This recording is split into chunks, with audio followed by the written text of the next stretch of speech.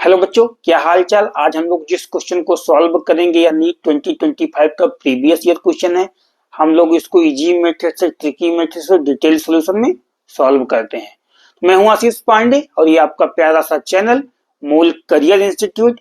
सबसे पहले हम लोग क्वेश्चन को रीड करेंगे, समझेंगे कि क्वेश्चन क्या कह रहा है, इसके बाद उसको सॉल्व किया जाएगा। देखते हैं क्वेश्चन नंबर 28 क्या कह रहा है। Given below are two statements, नीचे दो स्टेटमेंट्स दिए हुए हैं। इनमें हम लोगों को बताना है कौन सा स्टेटमेंट ट्रू है, कौन सा फॉल्स है। तो स्टेटमेंट फर्स्ट है, ferromagnetism is considered as an extreme form of paramagnetism. Statement second है, the number of unpaired electrons in a Cr2 plus ion यानी क्रोमियम आयन जिसका एटॉमिक नंबर दिया हुआ है Z is equal to 24 is the same as that of Nd3 plus ion. इस element का नाम है नियोडीमियम जिसका एटॉमिक नंबर दिया हुआ है 60।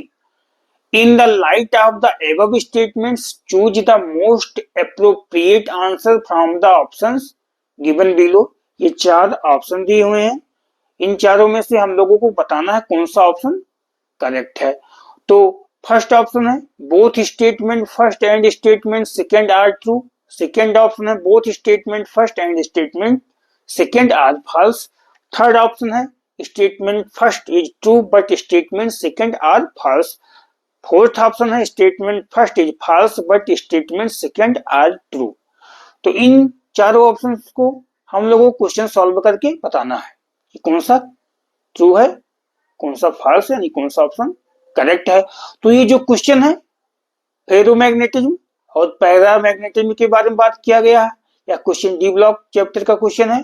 तो हम लोग इसको सॉल्व करते हैं, देखते हैं कि फेरोमैग्नेटिज्म क्या होते हैं, पैरामैग्नेटिज्म क्या होते हैं, और क्वेश्चन को सॉल्व करते जाते हैं। तो हम लोग एक एक पॉइंट को लिखते भी जाते हैं, समझते भी जाते हैं और क्वेश्चन को सॉल्व करते भी जाते हैं। देखते हैं कि यहाँ पे बात किया गया है स्टेटमेंट फर्स्ट में, ferromagnetism is considered as an extreme form of paramagnetism, यानी एक्सट्रीम फॉर्म ऑफ पैरामैग्नेटिज्म का है फेरोमैग्नेटिज्म। ठीक है, इसके बारे में बात किया जाएगा। तो हम लोग सबसे पहले बात करेंगे पैरामैग्नेटिज्म क्या होता है, फेरोमैग्नेटिज्म क्या होता है। तो मैग्नेटिक फील्ड के बिहेवियर पे सबस्टेंस को जो है क्लासिफाइड किया गया है। ठीक है, किस किस टाइप में, कौन सा, यानी पैरामैग्नेटिक, डायामैग्नेटिक और फेरोमैग्नेटिक। तो हम लोग देखेंगे कि एक मैग्नेटिज्म है यहाँ पे और बात कर रहे हैं मैग्नेटिक की बात कर रहे हैं। तो जो मैग्नेटिज्म है यानी फेरोमैग्नेटिज्म, डायामैग्नेटिज्म, पैरामैग्नेटिज्म, ऐसा होता है। तो जो मैग्नेटिज्म है ये क्या है, प्रॉपर्टी है, यानी फिजिकल प्रॉपर्टी हम लोग कह सकते हैं या फिनोमिना कह सकते हैं। लेकिन जो मैग्नेटिक टर्म आएगा वो क्या है, किसी सब्सटेंस के लिए यूज होता है, मटेरियल के लिए यूज होता है जो इस प्रॉपर्टी को शो करते हैं, यानी इस बिहेवियर को शो करते हैं। यानी पैरा मैग्नेटिज्म के बिहेवियर को जो शो करेंगे उस मटेरियल को या सब्सटेंस को हम लोग क्या बोलेंगे, पैरामैग्नेटिज्म, पैरामैग्नेटिक बोलेंगे। और अगर फेरोमैग्नेटिज्म के बिहेवियर को शो करेंगे तो उस सब्सटेंस या मटेरियल को क्या बोला जाएगा, फेरोमैग्नेटिक। अगर डायामैग्नेटिज्म के बिहेवियर या प्रॉपर्टी को शो करेंगे कोई सब्सटेंस या मटेरियल तो उन सब्सटेंस या मटेरियल को क्या बोला जाएगा, डायामैग्नेटिक। अब हम लोग क्वेश्चन को सॉल्व करते हैं, लिखते भी जाते हैं और समझते भी जाते हैं। तो यहां पर सबसे पहले हम लिखेंगे फर्स्ट on the basis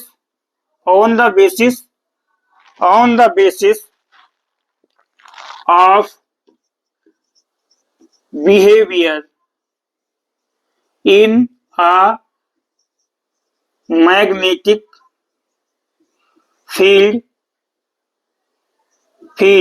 हम लोग इसको किससे लिखेंगे, एमएफ से अब आगे। ठीक है, on the basis of behaviour in a magnetic field substance are हम लोग लिख लेंगे क्या, क्लासिफाइड एज। ठीक है, सब्सटेंस को हम लोग क्लासीफाई करेंगे।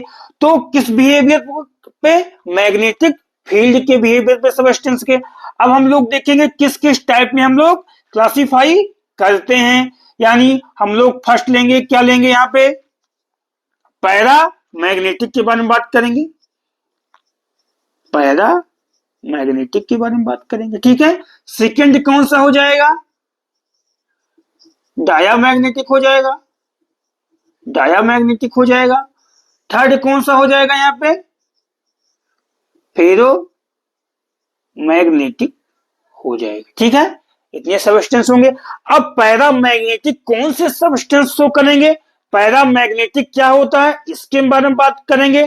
तो ऐसे सब्सटेंस, यानी सब्सटेंस, कौन से सब्सटेंस? ऐसे सब्सटेंस,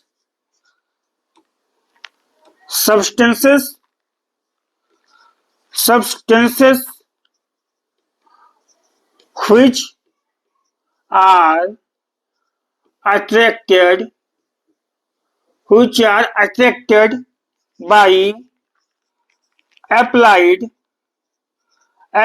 magnetic field, ठीक है।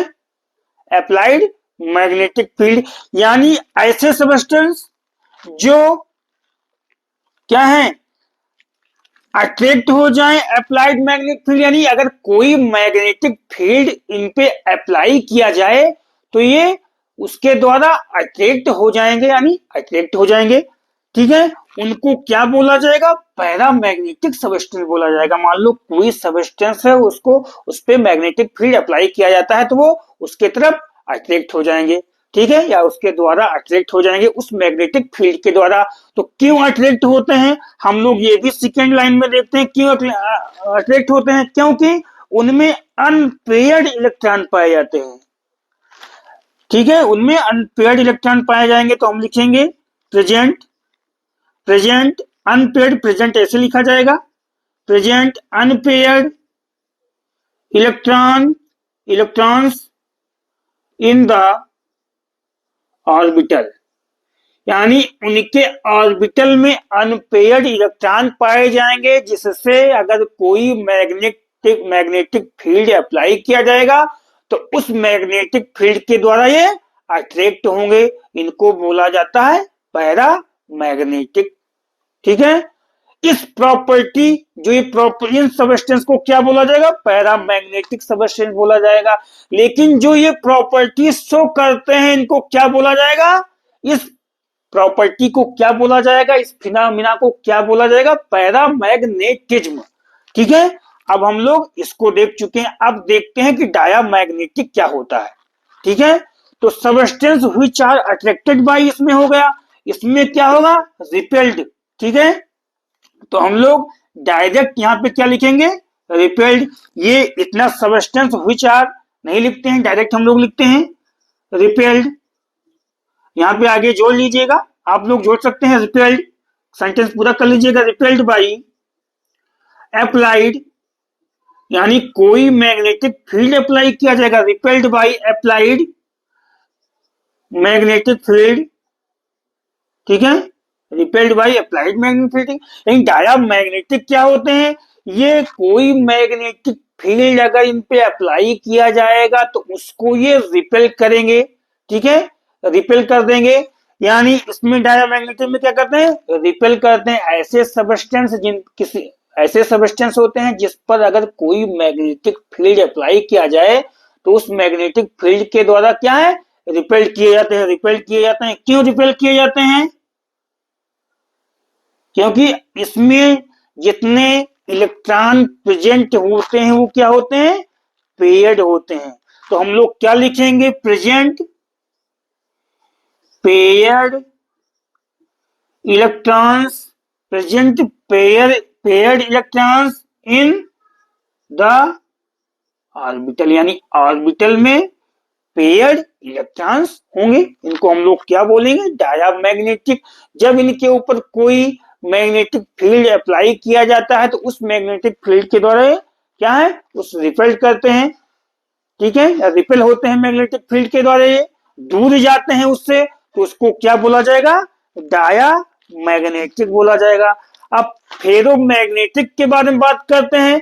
ऐसे substance which are very strongly attracted by applied magnetic field. तो हम लोग लिखेंगे क्या, very strongly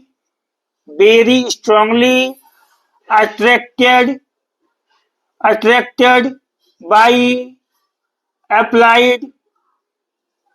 applied magnetic field. यानी इसमें क्या हो जाएगा, very strongly attracted by applied magnetic field. अगर इन पे कोई मैग्नेटिक फील्ड अप्लाई किया जाता है तो ये बहुत तेजी से क्या है, उसके तरफ अट्रैक्ट होंगे या उसके द्वारा अट्रैक्ट होंगे जो मैग्नेटिक फील्ड होगा। ठीक है, इनमें भी क्या है, अनपेयर्ड इलेक्ट्रॉन पाए जाते हैं, प्रेजेंट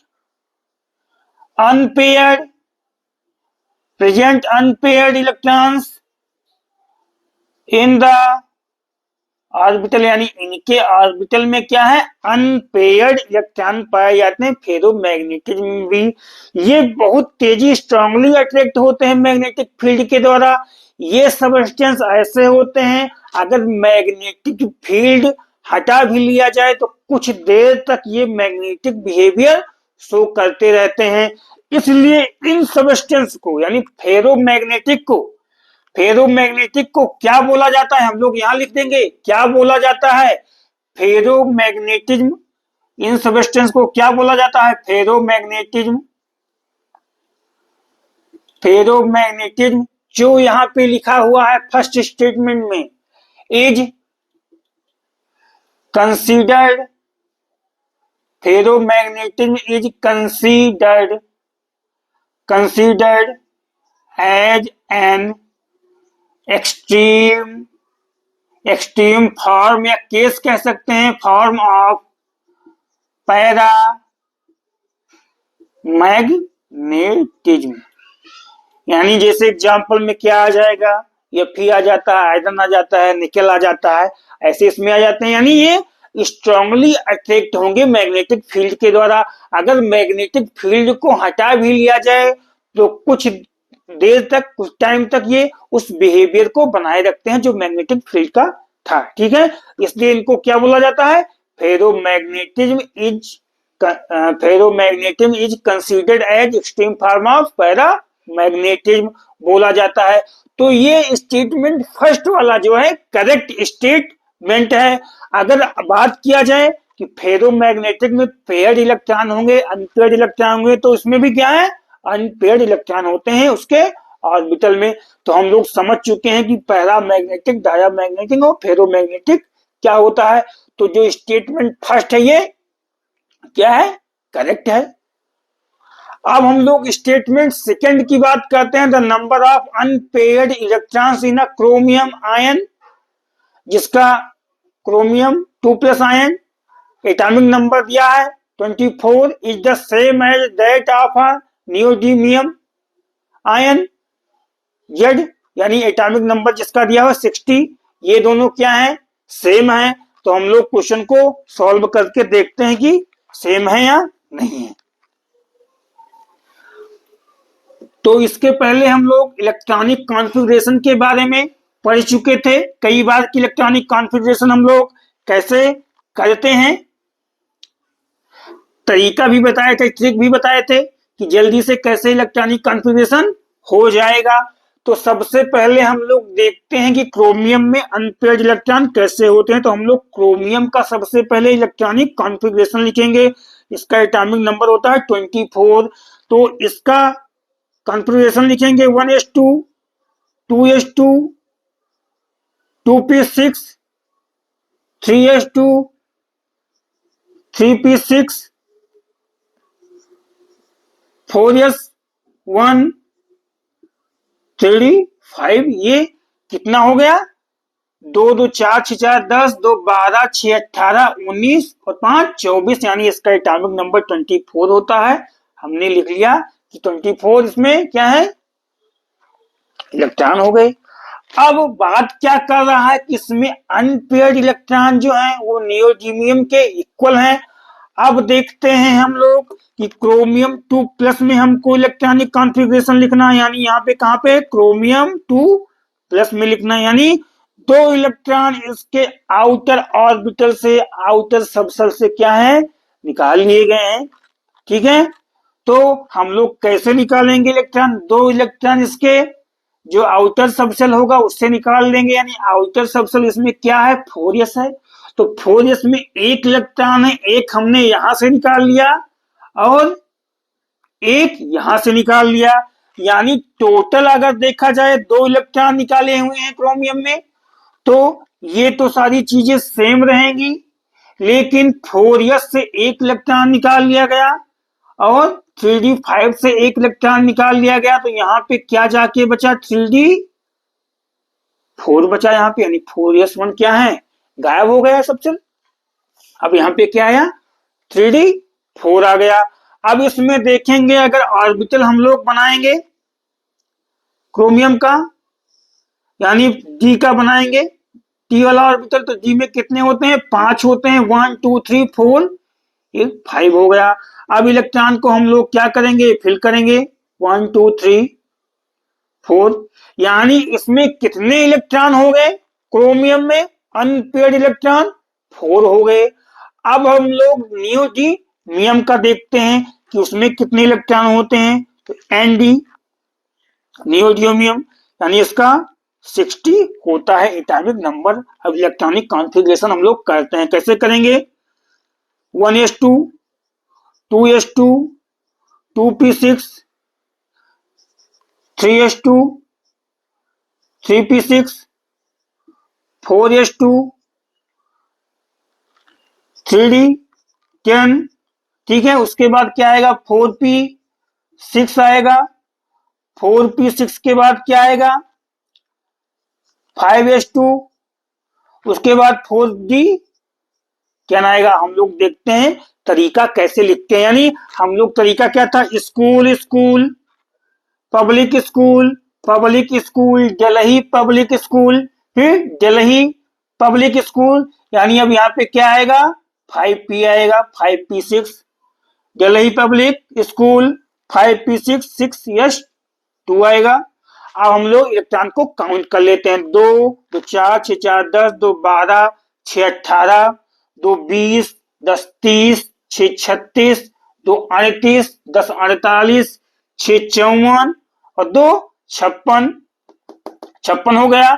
अब यहाँ पे क्या आएगा, 5p आ गया, 4d आ गया, 4f आएगा, 4f 4 यानी 56 4 60 हो गया, यानी इलेक्ट्रॉनिक कॉन्फ़िगरेशन हो गया।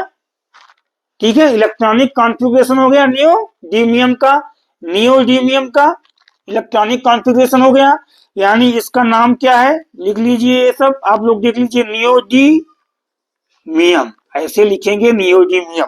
ठीक है, अब इसमें 60 इलेक्ट्रॉन हो गए हैं। अब पूछा क्या जा रहा है, इसमें पूछा क्या जा रहा है कि नियोडिमियम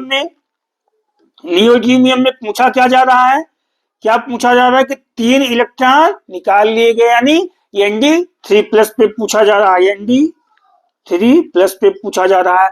अब Nd3+ पे पूछा जाएगा तो इसके आउटर ऑर्बिटल से क्या है, इलेक्ट्रॉन को निकाला जाएगा, रिमूव किया जाएगा।